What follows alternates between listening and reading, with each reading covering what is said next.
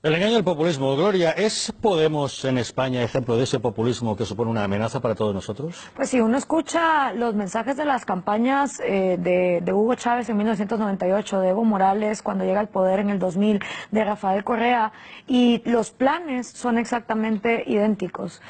No hay ninguna duda, y aparte pues en el mismo tráiler lo hemos visto cuando Rafael Correa dice: yo tengo mucha afinidad con Pablo Iglesias. Estamos hablando que Ecuador es uno de los países, quizá con la excepción de Nicaragua y obviamente Venezuela, que ya es el desastre absoluto, donde hay menos libertad de expresión.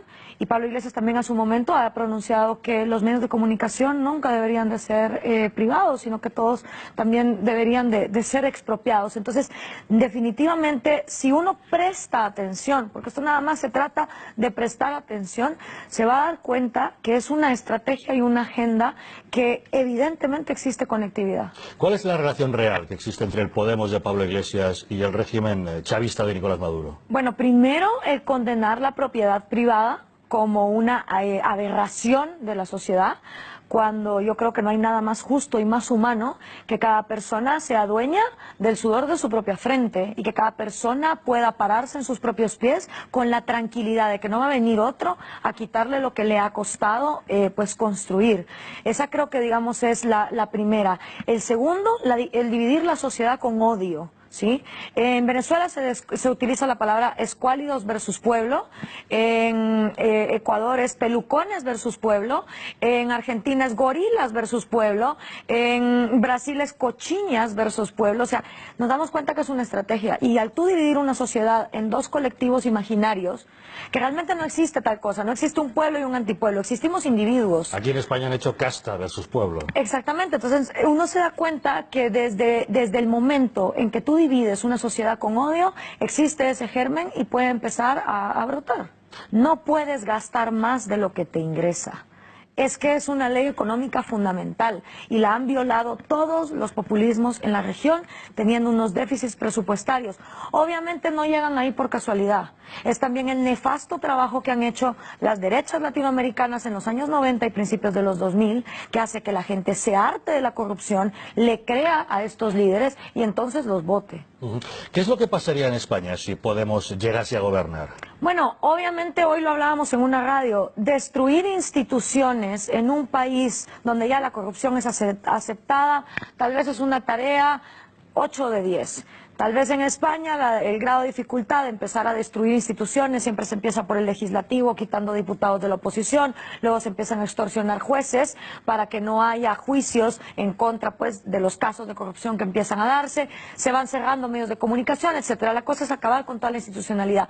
Quizá el grado de dificultad en España sea de un 4 de 10, pero solo es cuestión, como digamos, del tiempo que te pudiera tomar y de la cantidad de sobornos que puedas dar en un tiempo delimitado. Pero de que se puede y es posible, sí.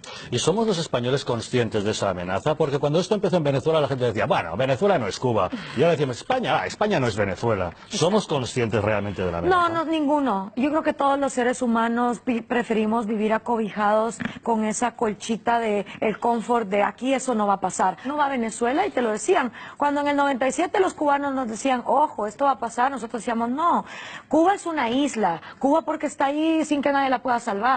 Nosotros somos vecinos de Brasil, de Colombia, aquí eso no va a pasar. Y luego pasa. Y luego vas a Ecuador y te dicen, no, pero Rafael Correa es más inteligente. No va a pasar como lo que está pasando con Chávez. Al año, una ley de herencias que se quería llevar el 75% de los ingresos. Con Morales lo mismo. O sea, todo el mundo no le gusta aprender de experiencias ajenas. Desgraciadamente, hasta que ya es muy tarde, pues en el caso de Latinoamérica lo hemos empezado a ver. La lista de personajes es larga. Hugo Chávez y Nicolás Maduro en Venezuela, Raúl y Fidel Castro en Cuba, Michelle Bachelet en Chile, Dilma Rousseff en Brasil, Cristina Fernández de Kirchner en Argentina, Rafael Correa en Ecuador, Evo Morales en Bolivia. Estos personajes, ¿qué tienen en común con Pablo Iglesias y qué les diferencia? Y todavía faltan Daniel Ortega en Nicaragua, Manuel López Obrador en México, Manuel Valdizón en Guatemala, que menos mal y no quedó, etcétera.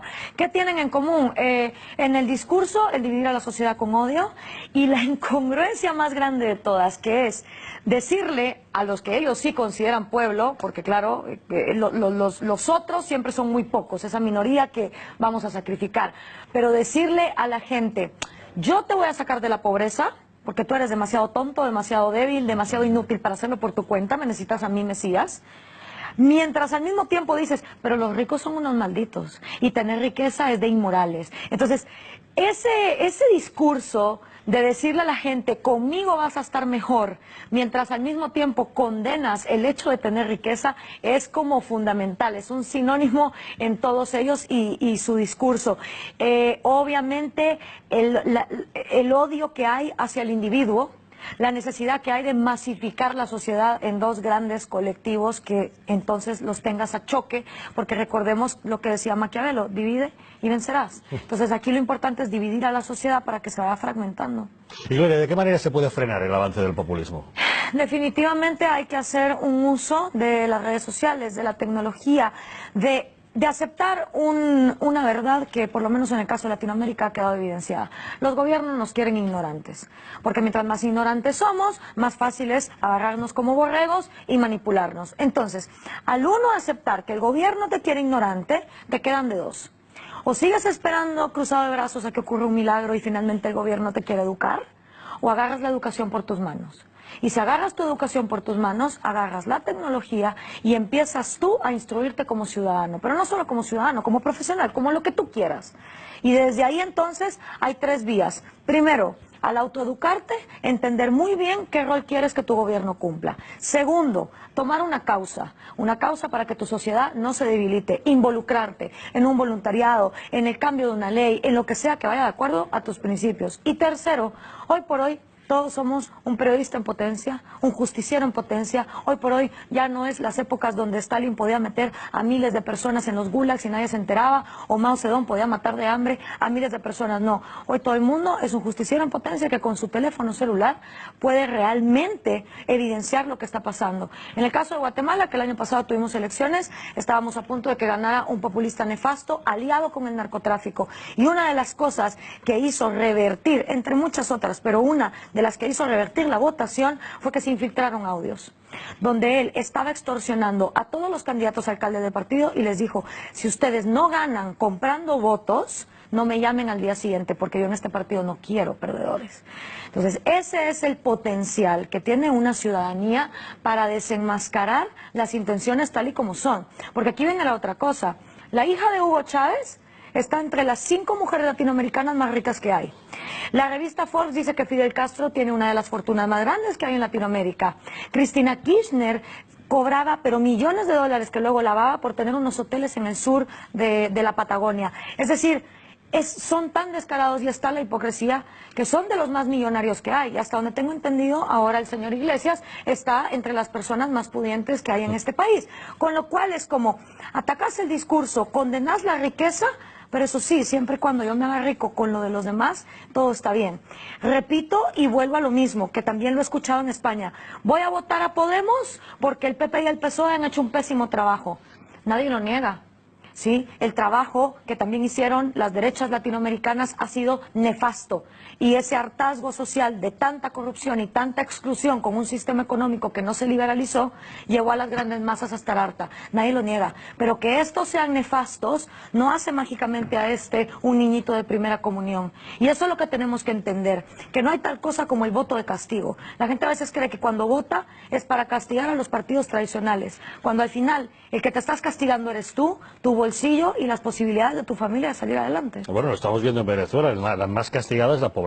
Absolutamente.